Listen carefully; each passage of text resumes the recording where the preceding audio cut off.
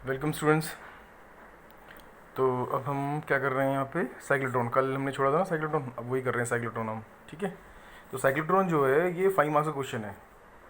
Cyclotron जो है वो है ये, जो साइक्लोट्रॉन है ये साइक्लोट्रॉन 5 मार्क्स का क्वेश्चन है। मैं बताता हूँ कि क्वेश्चन कैसे आता है, ये नॉर्मली कैसे क्वेश्चन आता है। ऐसा आएगा, व्हाट इज साइक्लोट्रॉन, मतलब डिफाइन साइक्लोट्रॉन, या what do you mean by cyclotron. ठीक है। Right it's principle of working. कोई भी जो डिवाइस होती है उसका प्रिंसिपल ज़रूर पता होना चाहिए। जो आगे बहुत ट्रांसफर पढ़ोगे तुम, मूविंग कैलकुलोमीटर पढ़ोगे तुम, रेक्टिफायर, जितनी भी डिवाइस होती हैं, जितनी भी मशीन होती हैं, किसी प्रिंसिपल पर काम करती है। अगर तुम्हें याद दिलाऊं तो तुम्हें, जैसे तुमने वो किया था, इंजन्स किए थे, हीट इंजन्स, तो थर्मोडायनेमिक्स के प्रिंसिपल पर काम करते थे वो। तो हर कोई भी जो मशीन होती है वो किसी प्रिंसिपल पर काम करती है। ठीक है। प्रिंसिपल की स्पेलिंग ढंग से लिखना, क्योंकि तुम लोग पी ए लिखते हो, ये स्कूल का प्रिंसिपल नहीं, ये पी एल ई वाला होता है प्रिंसिपल। ठीक है। तो ये जो प्रिंसिपल है इसका क्या होगा, ये ज़रूर आता है लिखने के लिए। फिर डायग्राम इसका इंपॉर्टेंट होता है। डायग्राम बड़ा अच्छी तरह नीटली बनाना है, इसका वेल लेबल डायग्राम बनाना है।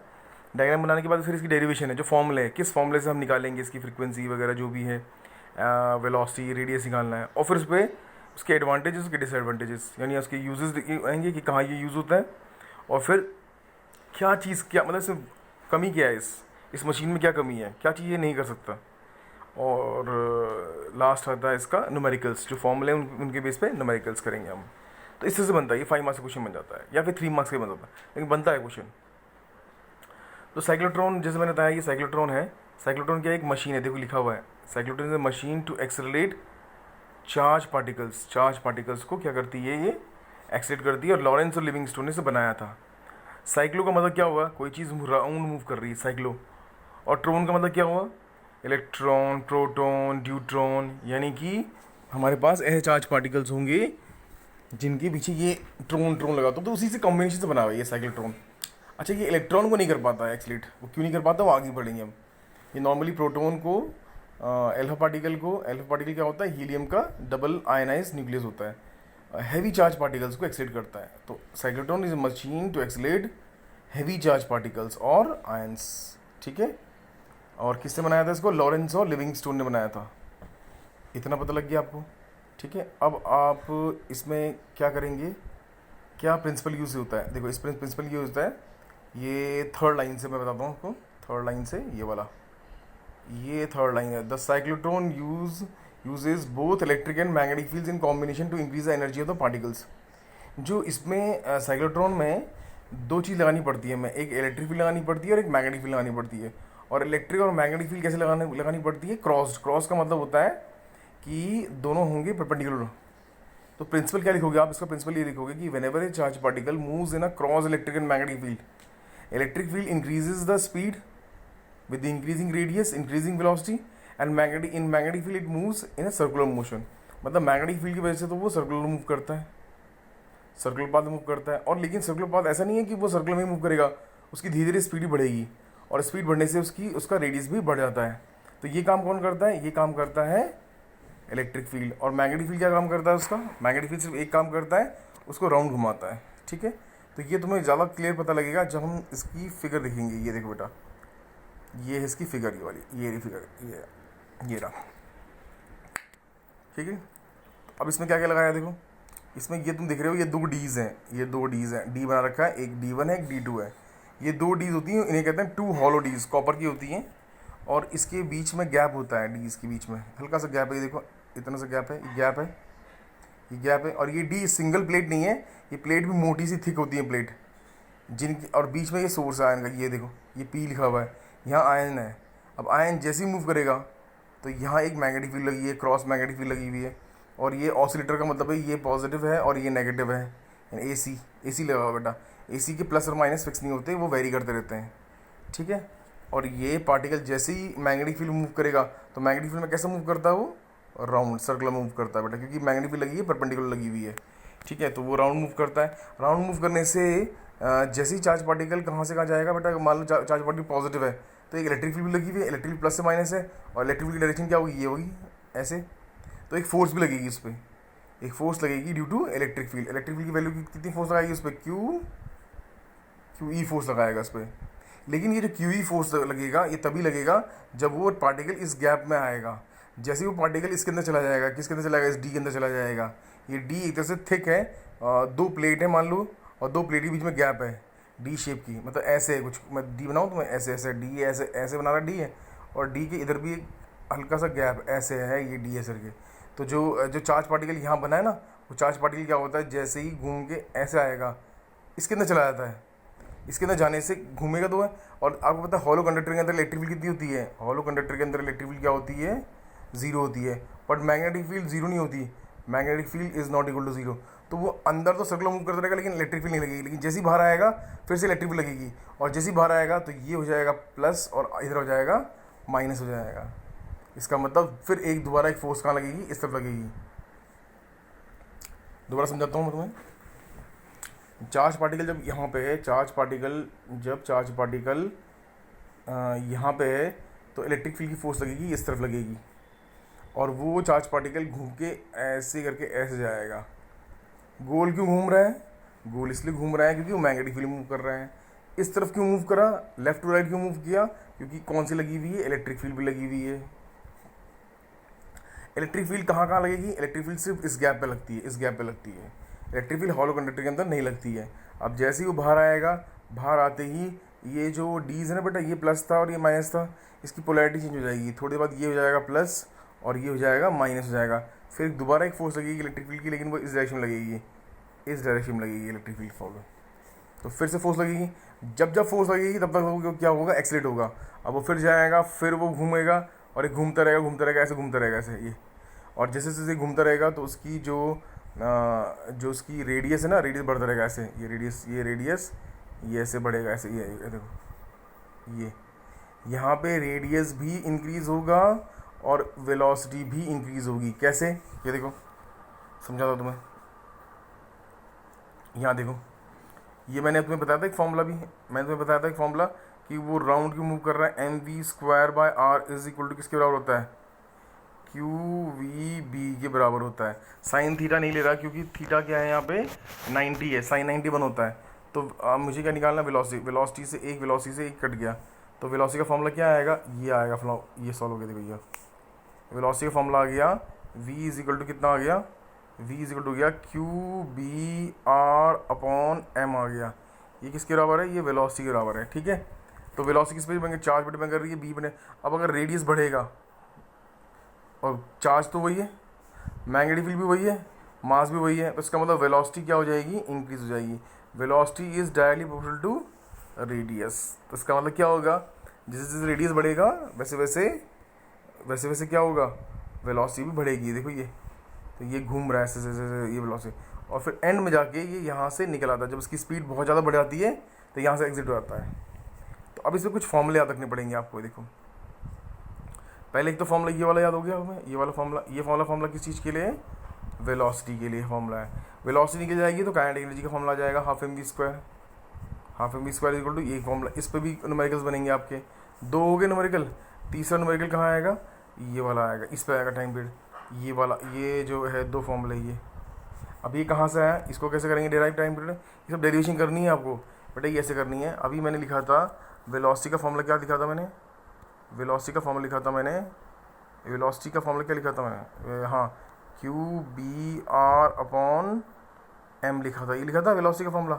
अब वेलोसिटी क्या होता है, वेलोसिटी होता है 2πr, एक राउंड लगाया उसने 2πr upon time period is equal to QB है। तो इससे क्या होगा, R से R कैंसिल हो जाएगा, और टाइम पीरियड कितना आएगा, टाइम पीरियड आ जाएगा तुम्हारा कितना आ जाएगा, इसको टाइम पीरियड लिया 2πm/QB, ये आ जाएगा तुम्हारा टाइम पीरियड कितना आ जाएगा, 2π/QB आ जाएगा। और फ्रीक्वेंसी कितनी आ जाएगी, इसका रेसिप्रोकल कर दो, तो फ्रीक्वेंसी कितनी आ जाएगी, ये देखो ये रहा तुम्हारा फ्रीक्वेंसी, देखो ये रहा तुम्हारा फ्रीक्वेंसी, ये रहा QB/2πm। इसका मतलब फ्रीक्वेंसी जो साइक्लोट्रॉन की फ्रीक्वेंसी होती है वो रेडियस और मास पे, रेडियस और वेलोसिटी पर डिपेंड नहीं करती। तो ये भी पूछा जाता है कि डेरिवेशन शो करो, डेराइव करो कि जो साइक्लोट्रॉन में जो चार्ज पार्टिकल की जो फ्रीक्वेंसी होती है वो किस पर डिपेंड नहीं करती, रेडियस और वेलोसिटी पर डिपेंड नहीं करती है। अब देख लो उसकी फॉर्मूले में क्या आ रहा है, चार्ज आ रहा है, मैग्नेटिक फील्ड आ रही है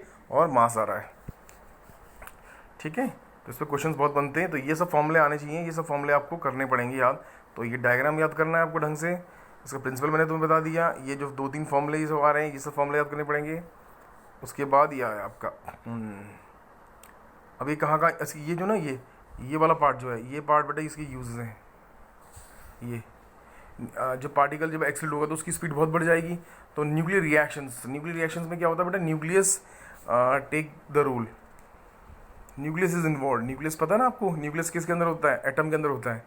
तो अगर न्यूक्लियस को बॉम्बार्डमेंट करनी है, जैसे ये एटॉमिक एनर्जी रिलीज करनी होती है, ठीक है, जैसे न्यूक्लियर फिजन है, फ्यूजन है, तो वहाँ पे ये यूज़ होता है, ये साइक्लोट्रॉन यूज़ होता है, ठीक है। अच्छा, और क्या यूज़ होगा इसका, साइक्लोट्रॉन का यूज़ है, एक ये है ये वाला, इम्प्लांट आयंस इनटू सॉलिड्स। कुछ आयंस अगर आपको सॉलिड्स के अंदर डालने हैं, नए मटेरियल्स बनाने हैं, न्यू सब्सटेंस बनाने हैं, रेडियोएक्टिव सब्सटेंस, रेडियोएक्टिविटी के लिए भी यूज़ होती है। रेडियोएक्टिविटी क्या होती है, रेडियोएक्टिविटी एक फिनोमेना होता है जिसमें कि नए एलिमेंट्स बन जाते हैं जब न्यूक्लियर रिएक्शन होती है। तो ये हॉस्पिटल में बनाते हैं रेडियो, तो ये सब ये आपको करना पड़ेगा, डायग्नोसिस वगैरह ट्रीटमेंट आपको याद करने पड़ेंगे ये 2 दिन। एक तो न्यूक्लियर रिएक्शंस में याद कर लो, ठीक है, और दूसरा कहाँ है, रेडियोएक्टिविटी में यूज़ होता है। ये 2 चीज़ याद कर लो, एक तो ये याद कर लो कि ये न्यूक्लियर रिएक्शंस में यूज़ होती हैं, और दूसरा टू प्रोड्यूस रेडियोएक्टिव सब्सटेंसेस। और ये रेडियोएक्टिव सब्सटेंस क्यों होते हैं आपको पता होना चाहिए, आप मतलब आगे पता लग जाएगा। असल में क्या होता है, ये जो रेडियोएक्टिव सब्सटेंस होते हैं ना, इनसे गामा रेज निकलती हैं, और गामा रेज क्या होती है, हाई एनर्जी होती है। तो उससे वो कैंसर की ट्रीटमेंट वगैरह करते हैं, ट्यूमर ठीक करते हैं। तो वो आगे पता लग जाएगा जब आप इलेक्ट्रोमैग्नेटिक्स पढ़ोगे, ठीक है। तो ये सब चीज़ें आ जाएंगी तुम्हारे पास। अब ये न्यूमेरिकल दे रखा है, देखो इसमें न्यूमेरिकल क्या दे रखा है, एक साइक्लोट्रॉन की फ्रीक्वेंसी दे रखी है 10 मेगाहर्ट्ज़ दे रखी है। साइक्लोट्रॉन की फ्रीक्वेंसी कितनी है, 10 मेगाहर्ट्ज़ है। 10 मेगाहर्ट्ज़ का मतलब 10 की पावर 6 से आपको मल्टीप्लाई करना है, ठीक है। शुड बी ओपरे, अच्छा हाँ, मैं एक चीज़ बताना भूल गया इसमें, इसके डिसएडवांटेज क्या है। एक तो ये न्यूट्रॉन को नहीं कर पाएगा एक्सलेट, क्योंकि न्यूट्रॉन में कोई चार्ज ही नहीं होता, पहली चीज़। दूसरा, ये इलेक्ट्रॉन को भी नहीं एक्सेट कर पाता। इलेक्ट्रॉन को क्यों नहीं कर पाता, इलेक्ट्रॉन की क्यों नहीं करता, इलेक्ट्रॉन का जो मास होता है वो बहुत कम होता है, मास कम होता है। तो आपने आइंस्टाइन का फॉर्मूला पढ़ा है, मास का फॉर्मूला होता है m=m0√1-v²/c²। ये एक फॉर्मूला है बेटा रिलेटिव मास का, मतलब मास भी एक रिलेटिव क्वांटिटी, मतलब मास भी चेंज होता है बॉडी का विद रिस्पेक्ट टू स्पीड। अगर स्पीड बढ़ेगी, तो अगर ये स्पीड बढ़ेगी, देखो ये c तो किसकी स्पीड है, लाइट की स्पीड है, और ये v जो है, ये v है किसकी स्पीड, इलेक्ट्रॉन की स्पीड है। जैसे जैसे इलेक्ट्रॉन की स्पीड बढ़ेगी तो c² ये डिवाइड होकर कम होता जाएगा, और ये कम होता जाएगा तो ये v² बढ़ेगा, v² बढ़ता जाएगा, तो ये वैल्यू कम होती जाएगी, ये वैल्यू कम होती जाएगी डिवाइड होके, तो ये ज़्यादा आएगा 1 के लिए। तो ये ज़्यादा आएगा तो ये मास क्या हो जाएगा, कम हो जाएगा, ज़्यादा हो जाएगा। वेलोसिटी आपकी क्या होगी, इंक्रीज़ होगी, है ना, वेलोसिटी बढ़नी शुरू हो जाएगी। तो वेलोसिटी जब बढ़ना शुरू हो जाएगा तो c² की वैल्यू से जब डिवाइड होगा दोनों, c² की, जब ये मान लो v और c बराबर हो गए, तो ये क्या हो जाएगा, बराबर हो गया, तो ये 1 हो जाएगा। तो 1 - 1 क्या होगा, 0 हो जाएगा। And anything divide by 0 is not defined हो जाएगा। इसका मतलब स्पीड के बढ़ने से मास क्या होगा, इंक्रीज़ होगा। स्पीड के बढ़ने से मास क्या होगा, इंक्रीज़ होता है, ऐसे इंक्रीज़ होता है। अब आपको पता है फ्रीक्वेंसी के जो फॉर्मूले में मैंने क्या लिखा था, फ्रीक्वेंसी के फॉर्मूले में लिखा था मैंने QB/2πm लिखा हुआ था, 2πm लिखा हुआ था। और हम देख रहे हैं जैसे जैसे स्पीड बढ़ रही है, मास क्या हो रहा है, इंक्रीज़ हो रहा है। अब मास इंक्रीज़ होता है तो फ्रीक्वेंसी भी क्या होगी, डिक्रीज़ हो जाएगी। तो फ्रीक्वेंसी डिक्रीज़ होने से क्या होगा, होता क्या है कि जो इलेक्ट्रॉन की फ्रीक्वेंसी होती है, इलेक्ट्रॉन की फ्रीक्वेंसी मतलब इलेक्ट्रॉन जो यूँ मूव कर रहा होता है ना ऐसे करके, तो ऐसा होना चाहिए। इलेक्ट्रॉन की फ्रीक्वेंसी होगी, अगर यहाँ पे प्लस है और ये माइनस है, ये प्लस माइनस किसकी, ये माइनस प्लस माइनस किसका है, साइक्लोट्रॉन की फ्रीक्वेंसी है। मतलब जो हमने इलेक्ट्रिक फील्ड लगा रखी है और ये माइनस और ये प्लस है, तो जो इसकी भी एक फ्रीक्वेंसी होती है, किसकी, साइक्लोट्रॉन जो मशीन होती है। तो जैसे ही इलेक्ट्रॉन यहाँ से, मतलब कहने का मतलब है जब इलेक्ट्रॉन इधर चल रहा होगा, इलेक्ट्रॉन तो करने से, जैसे प्रोटॉन है, प्रोटॉन जब इधर से इधर चला होगा तो ये प्लस होना चाहिए और ये माइनस होना चाहिए। अब जब प्रोटॉन वापस आएगा तो ये माइनस होना चाहिए, प्लस होना चाहिए।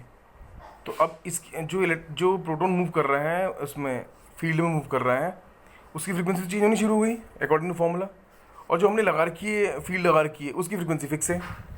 तो फिर क्या होगा, वो रेजोनेंस कंडीशन, रेजोनेंस आपने 11th में पढ़ा हुआ है, जब दो फ्रीक्वेंसी मैच करती हैं उसे हम कहते हैं रेजोनेंस फ्रीक्वेंसी। तो साइक्लोट्रॉन रेजोनेंस वाले प्रिंसिपल पे काम करता है कि दोनों फ्रीक्वेंसी मैच होनी चाहिए, एक तो चार्ज पार्टिकल की और दूसरी साइक्लोट्रॉन की फ्रीक्वेंसी मैच होनी चाहिए, ठीक है ना।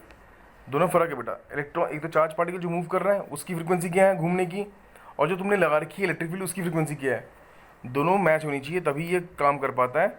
और जो ये जब ये फेल हो गया साइक्लोट्रॉन, तो उसके बाद एक नया बनाया गया डिवाइस, उसे कहते हैं सिंक्रोट्रॉन।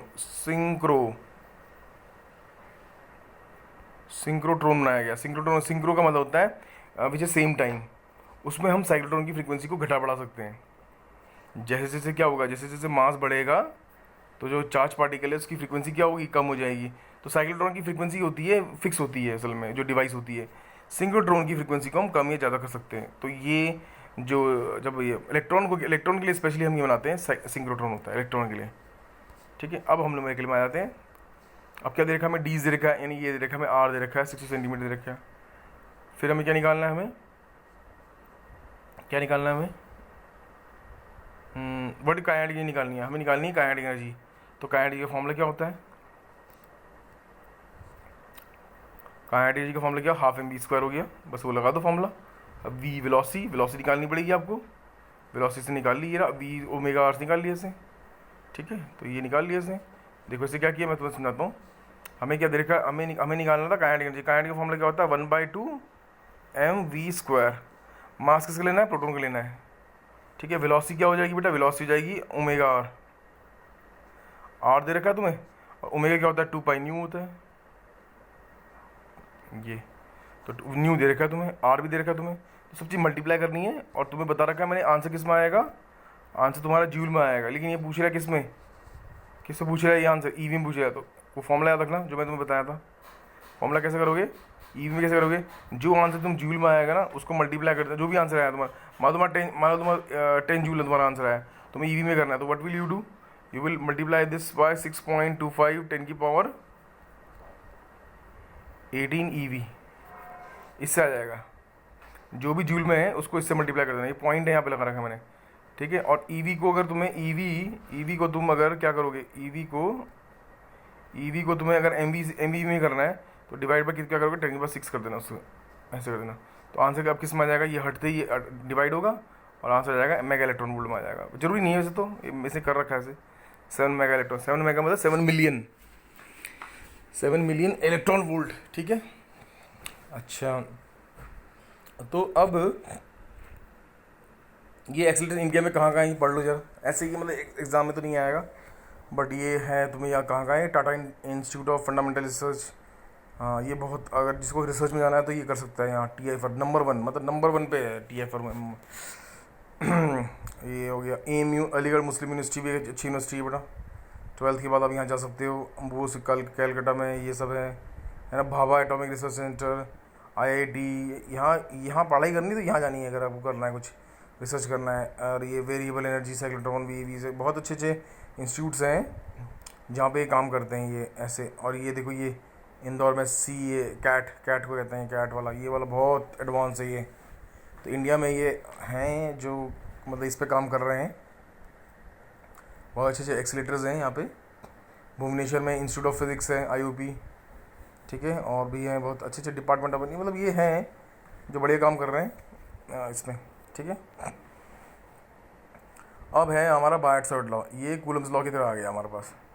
ठीक है, इसकी मैं पिक भी भेजूंगा कि बायट-सवर्ट लॉ क्या होता है। तो बायट-सवर्ट लॉ क्या होगा, इसकी कोई डेरिवेशन नहीं है, कुछ नहीं है, बस समझना है हमें। तो क्या समझना है इसमें हमें, ये क्या दे रहा है इसमें, ये दे रखा है कि देखो ये बायट-सवर्ट लॉ क्या कहता है, बायट-सवर्ट लॉ ये कहता है कि अगर हमें कोई करंट कैरिंग वायर है, मतलब ये लो ऐसे एक वायर में करंट फ्लो कर रहा है, कितना फ्लो कर रहा है, I फ्लो कर रहा है।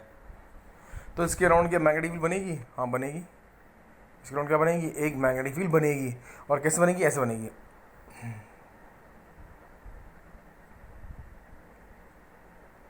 ऐसे बनेगी मैग्नेटिक फील्ड, बनेगी इसमें से। तो ये किसने प्रूव किया था, हैंस क्रिश्चियन ओयरस्टेड ने प्रूव किया था। अब अब हमें पता, हमें ये जो ये है कि अब साइंटिस्ट लोगों ने ये सोचा कि बनेगी कितनी। ये तो बोल दिया ओयरस्टेड ने कि करंट कैरिंग वायर से क्या बनती है, मैग्नेटिक फील्ड बनती है, लेकिन वो बनती कितनी है उसका कुछ फॉर्मूला तो होगा। तो अब फॉर्मूला दिया बायट और सवर्ट, दो साइंटिस्ट थे, उन्होंने ये फॉर्मूला दिया। अब उन्होंने क्या फॉर्मूला दिया, उन्होंने कहा कि अगर कोई भी इमेजिनरी करंट कैरिंग वायर है ऐसे, इस पर करंट फ्लो कर रहा है, तो आप क्या करोगे, पूरी वायर को तो नहीं लोगे, आप सिर्फ छोटा सा पार्ट ले लो, उसका इतना पार्ट ले लो जिसमें करंट फ्लो कर रही है। मान लो उसकी पूरी लेंथ L है, तो उसकी लेंथ ले लो तुम DL। डी एल ले लें तो, ठीक है। अब इस पॉइंट सेंटर, इसके सेंटर वाले पॉइंट से इस डिस्टेंस पे मुझे निकालना है मैग्नेटिक फील्ड, निकालनी है यहाँ, निकालनी है मुझे मैग्नेटिक फील्ड निकालनी है। तो जो बायट-सवर्ट कहता है कि जो मैग्नेटिक फील्ड तुम्हें यहाँ निकलेगी उसको बोलेंगे हम डी बी। अच्छा डी बी क्यों बोलेंगे? बी सिंबल है मैग्नेटिक फील्ड का, एम नहीं है, डी है, बी है। और डी बी क्यों? क्योंकि बहुत छोटी सी मैंने वायर ली है, इससे डी बी हो गया।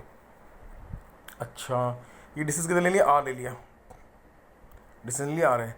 तो बायट-सवर्ट ने ये कहा, एक्सपेरिमेंटली ये डिराइव किया गया, इसका कोई प्रूफ नहीं है सीधा, कि डी बी जो है, ये जो मैग्नेटिक फील्ड जो इस पॉइंट में मिलेगी आपको, इस पॉइंट में मिलेगी, वो डिपेंड करेगी एक तो आर पर डिपेंड करेगी, इस आर पर डिपेंड करेगी, डिस्टेंस पर डिपेंड करेगी, एक डिपेंड करेगी इस एंगल पे, थीटा, जिस वायर के साथ बन रहा है ऊपर से जो एंगल है।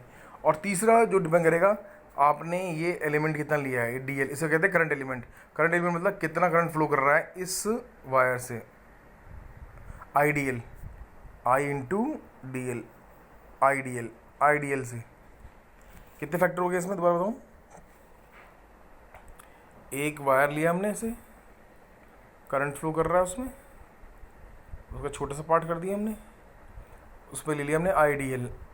आई डी एल का मतलब है current element, current passing through है स्मॉल वायर, डिस्टेंस कर दिया सेंटर से कहाँ तक, यहाँ तक कर दिया, डिस्टेंस हो गया आर हो गया, और ये हो गया एंगल हो गया। ये तीन फैक्टर हैं इसमें। ये तुम्हारी फिगर दे रखा है, फिगर में दे रखा है। तो लॉ ये कहता है, ये देखो लॉ, ये देखो ये कहता है, ये लॉ कहता है, ये है लॉ इसका, ये लॉ है that magnetic field is directly proportional to ideal cross R upon R cube. And फिर कांस्टेंट को लाया, तो लाया नीचे लाया गया, म्यू नॉट अपॉन 4 पाई लाया गया, और म्यू नॉट अपॉन 4 पाई को लिखा गया ideal sine theta upon R square. तो मैं समझाता हूँ क्या चीज़ है ये। डी बी जो है वो डिपेंड कर रहा है किस पे, डी बी जो डिपेंड कर रहा है वो प्रोपोर्शनल है किसके, पहले तो आई डी एल, और एंगल कौन सा, साइन थीटा, ये लिया गया। और दूसरा लिया गया 1 upon R square, inversely depend करता है 1 अपॉन आर स्क्वायर के, ऐसे ideal sine theta upon R square के करता है, इस पर डिपेंड करता है। ये तो इन दोनों कंबाइन करना है। अब जैसे तो इन दोनों कंबाइन करोगे तो डी बी किस क्या आ जाएगा तुम्हारा, जब तुम कंबाइन करोगे तो ये आएगा तुम्हारा, ये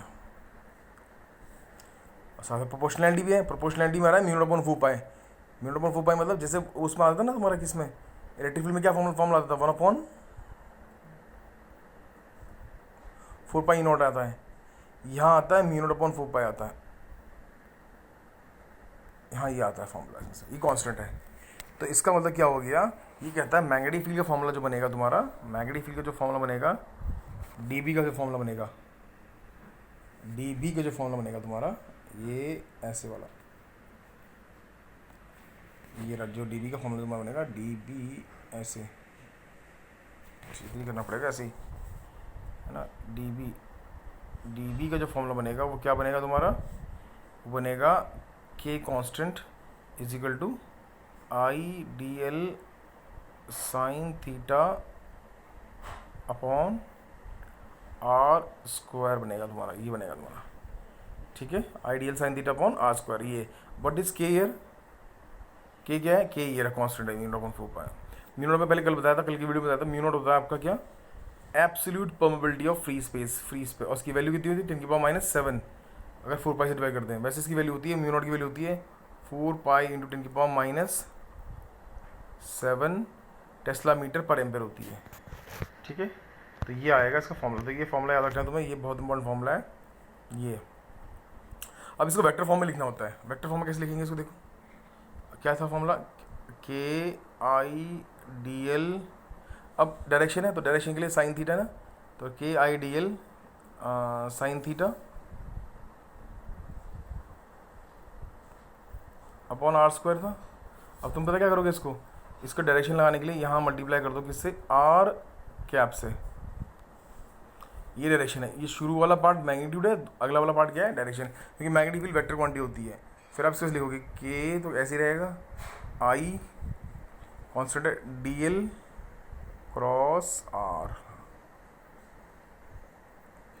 और नीचे क्या हो जाएगा, आर क्यूब हो जाएगा, ये आ जाएगा आर क्यूब। क्यों आएगा, डी एल इंटू आर तो हो जाएगा, डी एल इंटू आर हो जाएगा, क्रॉस का मतलब है साइन थीटा इसमें एब्जॉर्ब हो गया है, और आर से आर कट जाएगा तो आर स्क्वायर आ जाएगा, है समझ है। डी एल इंटू आर क्या होगा, डी एल क्रॉस आर क्या होता है, D L R sine theta होता है, आर डिनोमीटर से कट जाएगा तो वही चीज़ आ जाएगी। एक्चुअल में मैंने आर यूनिट वेक्टर को लिख दिया, मैंने आर वेक्टर अपॉन आर लिख दिया, आर यूनिट वेक्टर क्या लिखा मैंने, R vector divide by R लिखा, आर से R square multiply R cube हुआ, ऊपर जो आर वेक्टर है वो किस में चला गया, कॉस प्रोडक्ट में चला गया। तो ये वेक्टर फॉर्म में लिखने को आता है, ये 1 मार्क में आता है वेक्टर फॉर्म में लिखने को। अब इसमें कुछ चीज़ें याद रखनी है कि दोनों में डिफरेंस क्या है और सिमिलरिटी क्या है। बायट-सवार्ट लॉ भी लॉन्ग रेंज फोर्स है एक तरह से, ठीक है, दोनों स्क्वायर पर डिपेंड करती है, इनवर्स स्क्वायर पर डिपेंड करती है। इसमें क्या बोलते हैं 1/r स्क्वायर, उसमें भी आता है, वो भी 1/r स्क्वायर आता है कूलम्स लॉ में। कूलम्स लॉ में भी सुपरपोजिशन प्रिंसिपल ओबे होता है, इसमें भी सुपरपोजिशन प्रिंसिपल ओबे होता है, ठीक है। डिफरेंस क्या है इसमें, डिफरेंस ये एंगल है। कूलम्स लॉ में एंगल नहीं आता, कूलम्स लॉ में एंगल नहीं आता, साइन थीटा नहीं आता ना, इसमें साइन थीटा आता है। और कूलम्स लॉ में जो सोर्स है चार्ज वो स्केलर है, charge is a scalar quantity, जबकि इसमें आइडियल है, सोर्स क्या है इसमें आइडियल है, और आइडियल कौन सी क्वांटिटी होती है, आइडियल होती है इसमें वेक्टर क्वांटिटी बेटा। तो ये दोनों का डिफरेंस आ जाएगा। दोबारा बताता हूँ डिफरेंस क्या है, सोर्स मैग्नेटिक फील्ड का वेक्टर है, कूलम्स लॉ में इलेक्ट्रिक फील्ड का जो सोर्स है वो क्या है, स्केलर है, उसमें एंगल पर डिपेंड करता है, साइन थीटा नहीं आता, और इसमें मैग्नेटिक फील्ड में साइन थीटा आता है, ठीक है। एक और डिफरेंस है, जो चार्ज है ना, चार्ज और चार्ज हमेशा, जो इलेक्ट्रिक फील्ड होगी वो हमेशा उसकी लॉन्ग होगी, ऐसे होगी, डिस्टेंस के लॉन्ग होगी, मतलब डिस्टेंस ऐसे होगा इसमें से। जबकि मैग्नेटिक फील्ड में क्या होगा, मान ले आइडियल ये तेरा आइडियल है, मान ले ये तेरा आइडियल एलिमेंट है, आइडियल वाला एलिमेंट ये वाला एलिमेंट है, तो डिस्टेंस तेरा ये हो गया, मान ले डिस्टेंस यार हो गया, तो मैग्नेटिक फील्ड हमेशा इसके परपेंडिकुलर होती है, ये मैग्नेटिक फील्ड हमेशा डिस्टेंस के परपेंडिकुलर होती है। तो ये भी एक क्या है डिफरेंस आ गया, ठीक है। और ये डायरेक्शन उसी से निकल जाएगा वही वाले फॉर्मूले से, कौन सा, A cross B equal to C vector, ठीक है, ये वाला इसी से निकाला जाएगा मैग्नेटिक डायरेक्शन। यार राइट हैंड स्क्रू रूल ये रहा। अब न्यूमेरिकल कर लें, इतने कराऊंगा, लास्ट ईयर न्यूमेरिकल कराऊंगा, फिर अगला कल कराऊंगा। तो ये देखो, ये एलिमेंट दे रखा है, कह रहा है एक ये वाई एक्सिस है, ये एक्सिस है, ये सब काम धाम दे रखा है हमें। तो ये कह रहा है डेल्टा एल कितना, देखो यहाँ देखो एलिमेंट दे रखा है, ये रहा, कितना देखा है डेल्टा एक्स आई, मतलब जो एलिमेंट है वो आई की तरफ रखा हुआ है, आई मतलब एक्स की तरफ रखा हुआ है, ठीक है, ठीक है। And carries a large current of 10 ampere, 10 ampere current भी फ्लो करी, करंट से कोई मतलब नहीं है हमारा इसमें खास। What is the magnetic field on the Y axis at distance 0.5 metre, delta X 1 centimetre. अब हमें मैग्नेटिक फील्ड कहाँ निकालनी है, मैग्नेटिक फील्ड हमें निकालनी है इस जगह पे निकालनी है मैग्नेटिक फील्ड है। तो अब तुम्हें क्या निकालना है, मैग्नेटिक फील्ड का एक, इसमें दोनों चीज़ निकालनी होती है, मैग्नेटिक फील्ड का तुम्हें मैग्नीट्यूड भी निकालना है और तुम्हें डायरेक्शन भी निकालनी होती है, ठीक है। तो देखो इससे फॉर्मूला लगा दिया, D B is equal to mu naught ideal sine theta upon R square, mu naught upon 4 pi. अच्छा इसने क्या किया, जो एलिमेंट है डेल्टा एक्स वो तो बहुत छोटा सा डी एल है, 10 की पावर -2 दे रखा है, ये रहा 10 की पावर -2 है ना, ये रहा डी एल, ये रहा 10 की पावर -2, ये हो गया। करंट भी दे रखा है आपको, थीटा आई थिंक 90 होगा, और आर कितना है आपका, आर कितना, कितने डिस्टेंस में निकालना है, ये 0.5 मीटर में। सारी वैल्यू डाल दो इसमें से, सीधे वैल्यू है, सब वैल्यू दे रखी है, सब वैल्यू डाल दी इसमें से। आप डायरेक्शन कैसे निकालेंगे, डायरेक्शन निकालने का तरीका मैंने तुम्हें बताया, डायरेक्शन निकालने का तरीका ये है, जो मैग्नेटिक फील्ड होती है ना डी बी, जो डी बी है, वो जो डी बी है वो असल में किसका क्रॉस प्रोडक्ट होता है, इसका होता है, डी एल क्रॉस आर का होता है। अब डी एल वैक्टर किस तरफ है, डी एल वैक्टर तुम्हारा आई वैक्टर की तरफ है, आई की डायरेक्शन की तरफ है, देख लो।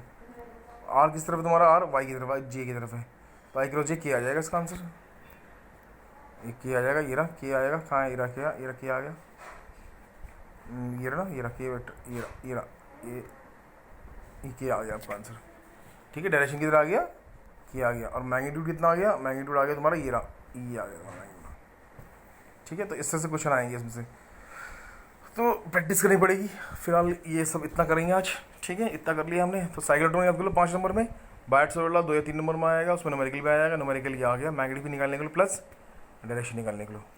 तो ये सब करो, ठीक है।